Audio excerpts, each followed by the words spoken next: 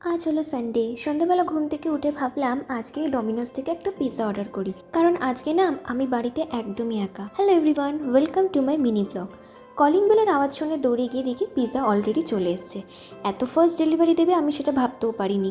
But এখন আমি pizza খাবো না, যেহেতু আজকে বাবা মা বাড়িতে নেই, তাই সন্ধ্যেবেলা পুজোটা আজকে আমাকেই দিতে হবে। তাই আগে পুজোটা শেষ করে নিই, তারপরে খাবো। অন্য সময় পুজোটা আমার বাবাই করে থাকে। আমাদের ঠাকুরের সিংহাসনে বুদ্ধ আর লক্ষ্মী ঠাকুরই আছেন।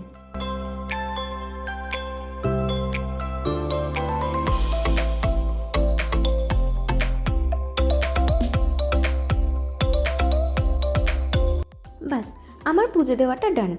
এরপর কেটেলে একটু গরম জল বসাতে দিলাম, কারণ এখন যেহেতু শীতকাল, ঠান্ডা জলটা না একদমই খাওয়া যায় না। বাট আর দেরি করবো না, এবার যাই পিৎজাটা আনবক্স করতে, না হলে ওটা ঠান্ডা হয়ে যাবে, আবার আমাকে মাইক্রোওভেনে গরম করতে দিতে হবে। এটা ছিল chicken cheese volcano pizza. Exact নামটা আমি এই মুহূর্তে রিকল করতে পারছি না। এই চিজ ভলকানো পিৎজাগুলো না আমার দারুণ লাগে, তাই ভাবলাম আজকে এটাই আরেকবার অর্ডার করি।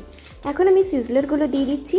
এইগুলো খুব একটা আমি পছন্দ করি না, বাট চিলি ফ্লেক্সটা আমার তাও ভালো লাগে। অরিগানোটা খুব একটা আমি লাইক করি না। তো চলো এবার পিৎজাটা একটু টেস্ট করে দেখি কেমন খেতে। বিশ্বাস করো, এডিট করতে করতে না আমার নিজেরই জিভে এখন জল চলে আসছে। বাট সত্যি তো pizza was really finger licking good. আমার তো ভীষণ ভালো লাগছিলো খেতে। বাট আমি জানি না এত বড় পিৎজা আমি একা শেষ করতে পারবো কি না।